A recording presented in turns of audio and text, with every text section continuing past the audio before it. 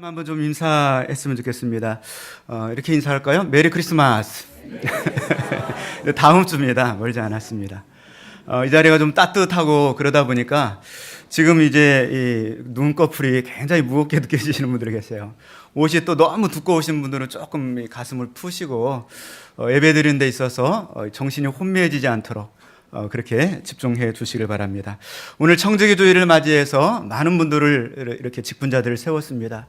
재직들이 한 120여 명 되는 것 같아요. 정말 많습니다. 그런데 이 직분이 그냥 직분이 아니라 하나님이 내게 주신 직분이거든요. 영광스럽고 존귀하고 소중한 직분입니다. 정말 소중하게 그 가치를 알고 잘 감당할 수 있기를 주님의 이름으로 부탁을 드립니다. 자, 오늘 말씀을 우리가 살펴봤지만 저는 오늘 말씀을 통해서는 한 사람을 좀 주목해서 살펴보고 함께 교훈을 얻고자 합니다. 그 사람 바로 우리가 봤던 안드레라고 하는 사람입니다. 자, 오늘 본문의 말씀은 예수님께서 제자들을 부르실 때 첫 번째 부르시는 장면의 말씀이 되겠습니다.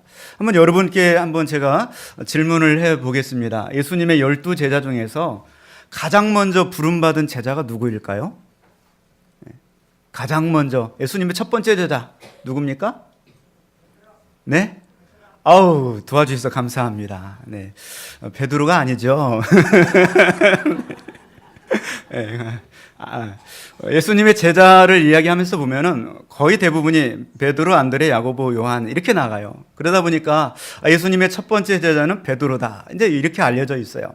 그런데 우리가 오늘 성경을 읽었잖아요. 예수님이 첫 번째로 불러낸 제자는 안드레였어요. 그래서 이제 오늘 본문 말씀을 좀 풀어 나가려고 그럽니다. 그 안드레를 가리켜서 초대교회 많은 사람들은 프로토콜레토스라, 프로토라고 하는 것은 처음이란 뜻이고요. 클레토스라는 것은 클레오, 불러내다. 첫 번째 클레토스를 받은 사람이 안드레라고 하는 제자입니다. 이 안드레는 원래는 세례 요한의 제자였어요. 세례 요한은 낙타 털옷을 입고 광야에서 메뚜기를 잡아먹고 석정을 잡아먹고 그리고 회개하라, 리펜트, 하나님의 나라가 가까웠느니라, 천국이 가까웠느니라 외쳤던 사람입니다. 이 세례 요한이 말라기 이후에 400여 년 만에 강력한 영성을 가지고 이렇게 메시지를 광야에서 증거하니까 수많은 무리들이 세례 요한을 따르게 되었습니다. 마태복음 3장 5절에 보니까 이때 예루살렘과 온 유대와 요단강 사방에서 다 그에게 나와 자기들의 죄를 잡아가고 요단강에서 그에게 세례를 받더니, 수많은 사람들이 요단강과 사방에서 와서 자기들의 죄를 잡아가고 세례 요한에게 세례를 받았습니다. 이때 당시에 세례라고 하는 것은 이방인들이 유대교로 개종할 때 유태인들이 너네들은 개와 돼지와 같은 사람들이다, 그러니 몸을 씻고 와라, 그래서 요구하는 것이 세례였습니다. 그런데 세례 요한의 그 메시지가 얼마나 강력했던지 유태인들이 이방인들에게 요구했던 그 세례를 자기들이 받는 거예요.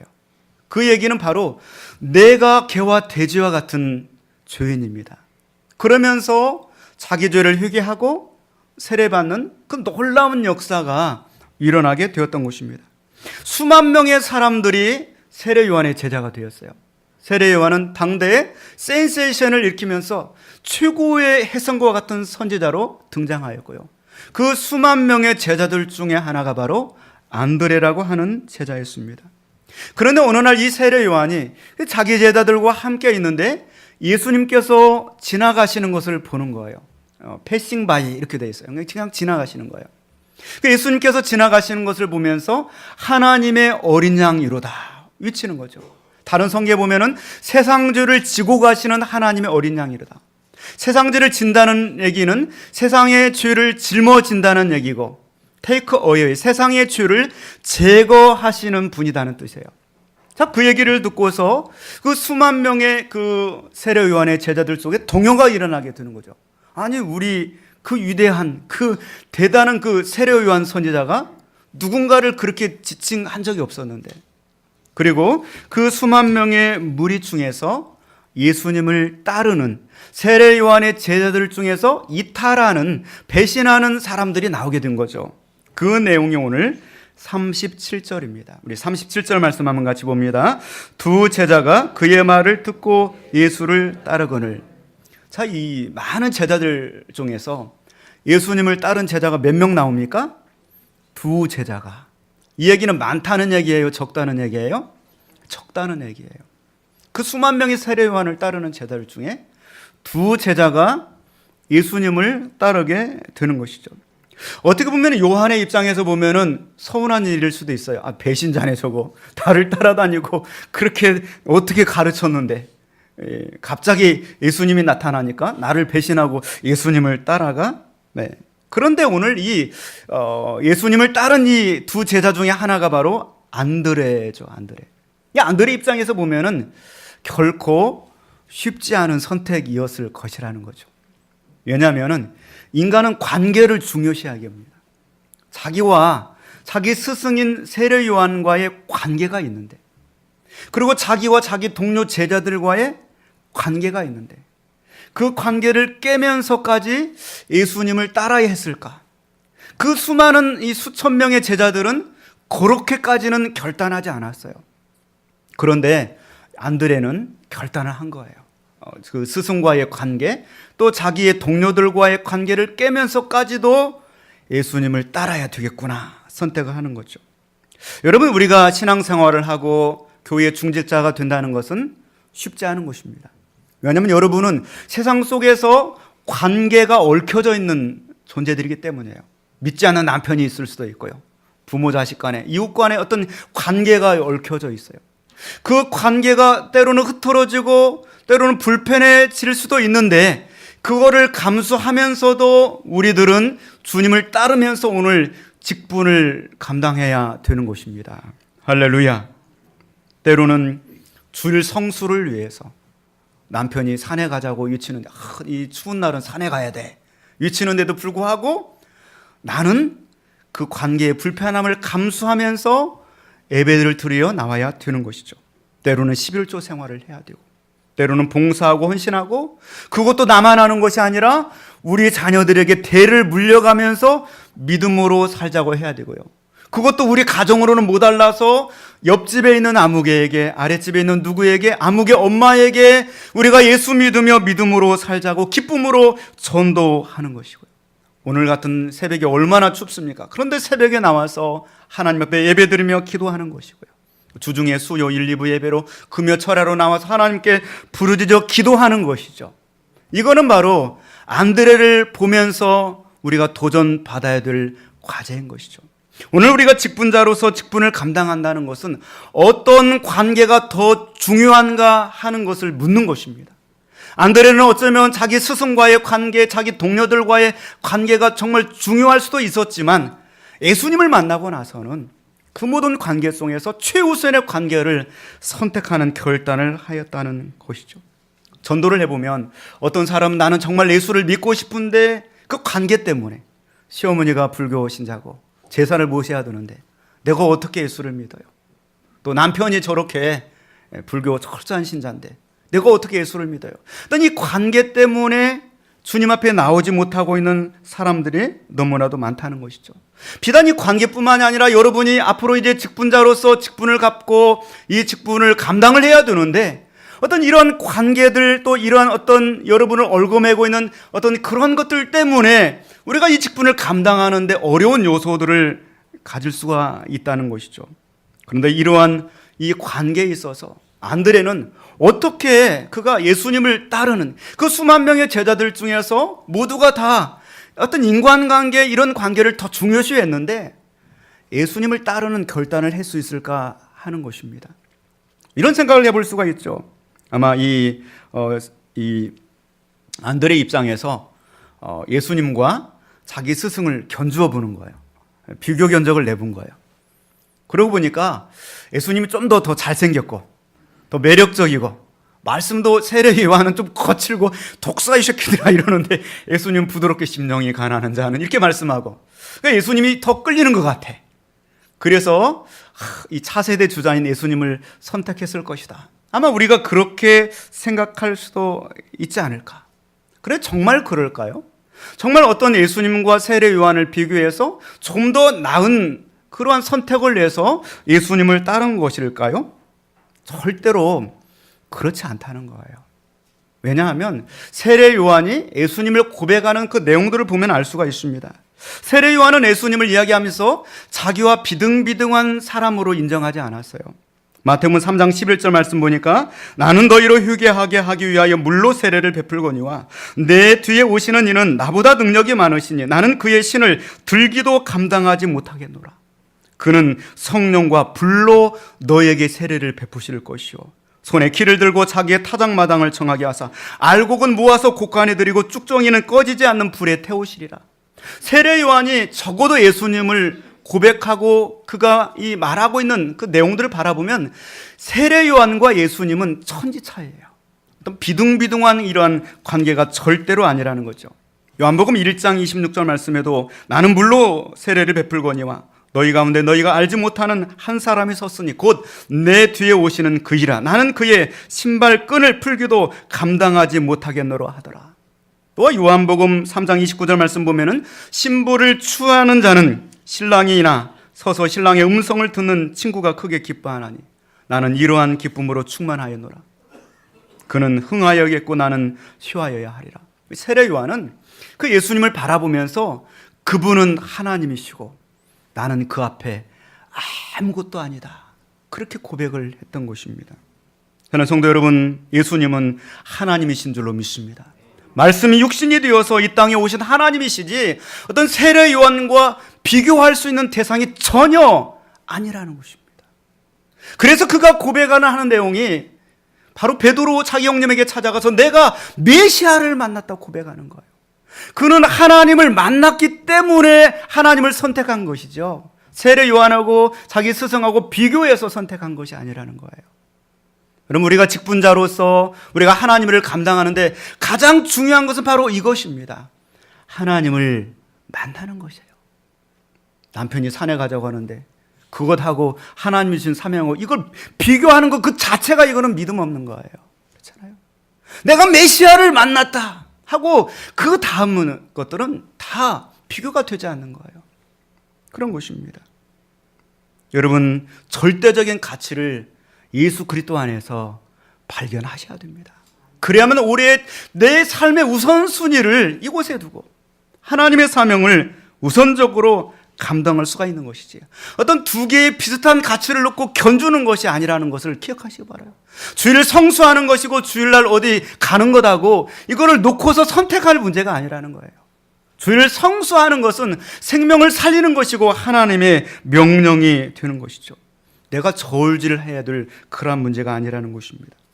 예수님 요한복음 5장 24절에 이렇게 말씀하고 있습니다.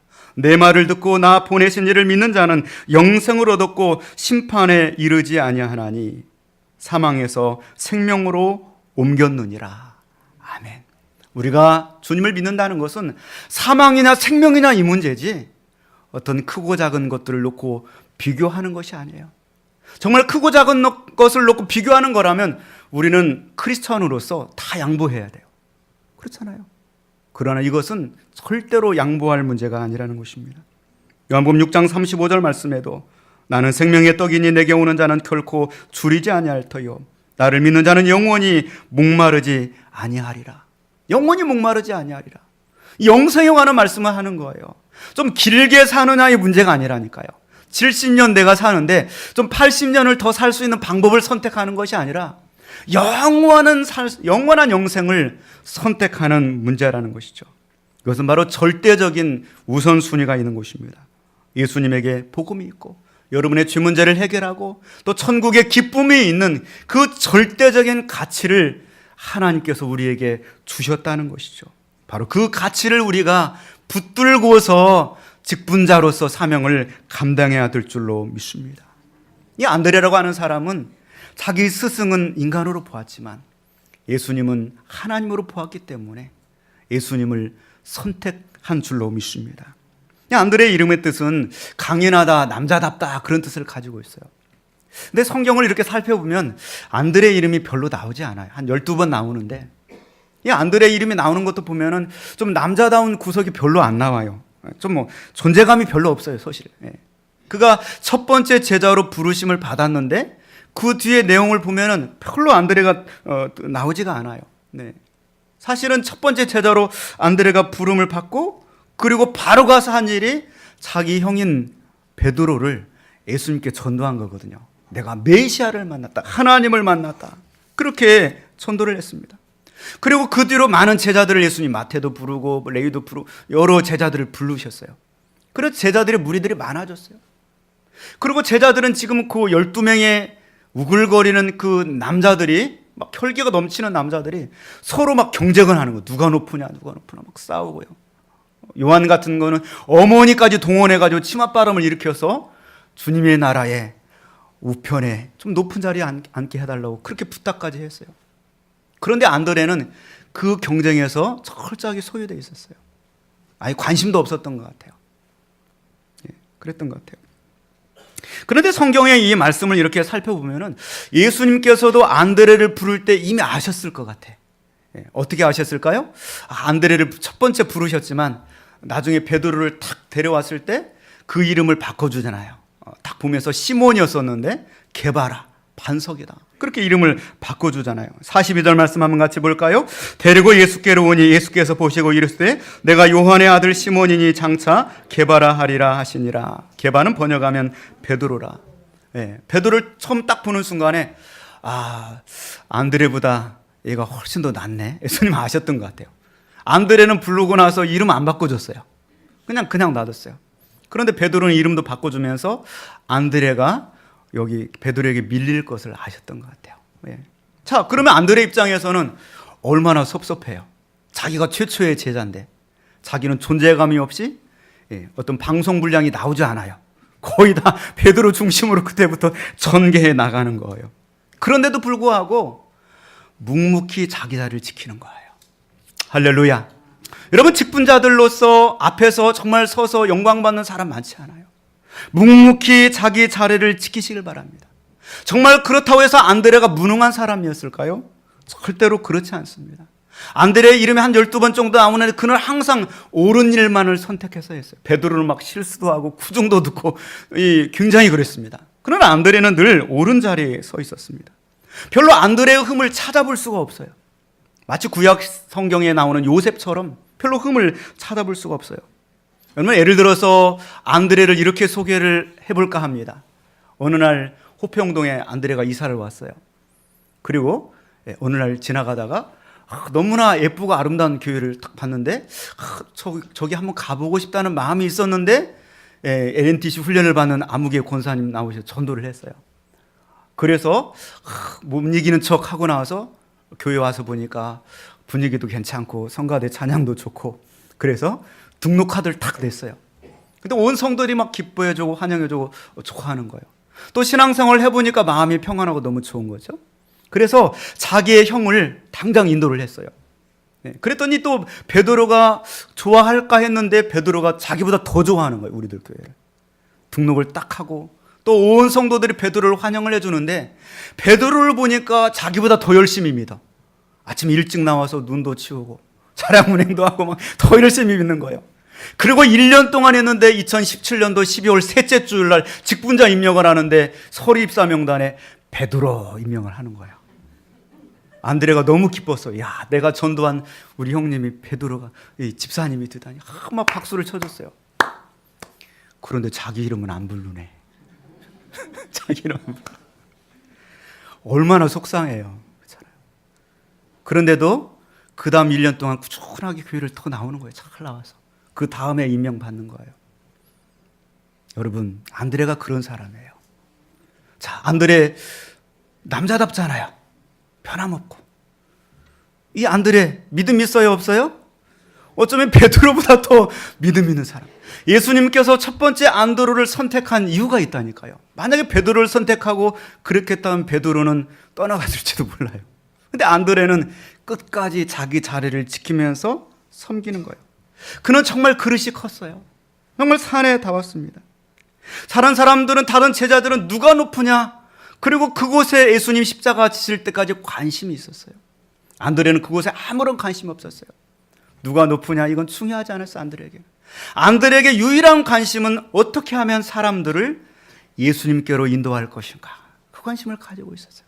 그래서 가장 먼저 자기 형님인 베드로를 인도했습니다. 그리고 나중에 그가 정말 누구를 또 인도할까 하다가 성경의 말씀 보니까 요한복음 6장 말씀에 보니까 그런 말씀이 나옵니다. 요한복음 6장의 말씀에 보니까 이제 이 수많은 사람들이 예수님을 따라오고 있습니다. 그런데 먹을 것이 없어요. 8절로 10절에 보니까. 그런데 제자 중에 여럿이 정말 이 문제를 어떻게 해결할지를 몰라요. 안드레가 어린아이 하나가 그 도시락을 가지고 예수님께 바치려고 하는 것을 보고 그 어린아이 사람 숫자에도 넣지 않지만 그 어린아이를 데리고 예수님께로 인도하는 거예요. 그래서 그 어린아이의 그 도시락, 물고기 5마리, 보리떡 2개 그걸 가지고 오병이어의 놀라운 기적이 일어나게 된 줄로 믿습니다. 안드레는 베드로를 전도했을 뿐만 아니라 어린아이를 예수님께로 인도한 사람입니다. 여러분, 이 어린아이가 나중에 예수님 잘 믿었을까요? 안 믿었을까요? 제가 볼 땐 잘 믿었을 것 같아요. 엄청 잘 믿었을 것 같아요. 나중에 또 안드레가 나오는데 보니까 요한복음 12장에 보니까 헬라인 몇 사람이 나옵니다. 나오는데 빌립이 어떻게 해야 될지를 모르는데 이방인이니까 안드레가 또 이 이방인을 예수님께로 인도합니다. 예수님께서는 너무나 기쁘셔서 인자가 영광을 받을 때가 왔도다. 너무 기뻐하셨어요. 자, 이런 내용들을 보니까 이 안드레라고 하는 사람은 누가 크냐 누가 높으냐 이런 것에 아무 관심이 없었어요. 어떻게 해서든지 한 사람이라도 주님 앞으로 인도해야지. 그 목적을 가지고 살았던 사람이 바로 안드레라고 하는 사람인 것입니다. 역사가 유세비우스라고 하는 사람은 나중에 안드레를 연구를 했어요. 안드레가 나중에 로마의 총독의 부인을 전도했다고 그래요. 그 부인을 전도했더니 그 총독이 화가 나가지고 감히 나의 부인을 개종을 시켜? 그래가지고 안드레에게 고문을 행하고 X자 십자가에 매달아 버렸어요. 얼마나 끔찍합니까? 마지막에 전도하다가. 그런데 그 X자 십자가에 매달려서 이틀을 고통을 겪었대요.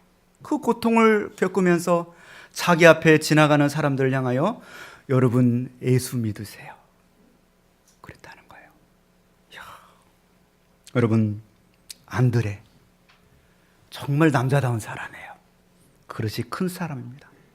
예수님께서 안드레를 잘 선택했나요? 못했나요? 잘 선택했어요. 여러분 오늘 여러분들을 직분자들을 세웠습니다. 기도하며 세웠습니다. 정말 제가 여러분을 저를 통하여 잘 선택했다고 그렇게 인정받을 수 있도록 안드레 같은 직분자가 되시기를 바랍니다. 높고 낮은 거 이것에 관심 두지 마시고요. 한 영혼이라도 주님께 인도했으면 좋겠다. 그것에 기쁨을 두고서 평생을 사시기를 바라요. 정말 주님이 여러분을 부르셨던 그 부르심, 이 부르심, 안드레가 이렇게 할 수 있었던 이유는 내가 메시아를 만났다. 그 분명한 확신이 있었기 때문이요. 직분자 이전에 내가 하나님을 만났다 하는 그 분명한 확신이 내 속에 넘쳐나야 돼요. 그럴 때 높고 낮은 것에 의해서 좌우지지 않는 신앙생활을 할 수가 있게 되는 줄로 믿습니다. 그는 때로는 서운한 점도 많았을 거예요. 자기가 첫 번째 부름받은 제자인데 2000년 뒤에 있는 우리들 교회 성도들까지도 베드로를 대답을 하고 있으니까. 그러나 그런 예수님에게 한 번도 서운하다 하지 않았어요. 죽어가는 순간까지도 당신은 나의 메시아, 나의 구원자가 되십니다. 고백하면서 살았던 것이죠. 내년도 우리들 교회의 표어가 그 사랑을 깨닫고 그 사랑을 전하는 교회 이렇게 전했습니다. 우리가 직분자 이전에 먼저 그 사랑을 깨달아야 돼요. 비교할 수 없는 그 사랑, 헤아릴 수 없는, 형언할 수 없는 그 사랑, 그리고 그 사랑에 사로잡혀서 오늘 안드레처럼 충성하는 그러한 직분자들이 다 되실 수 있기를 주님의 이름으로 축원을 드립니다. 기도하겠습니다.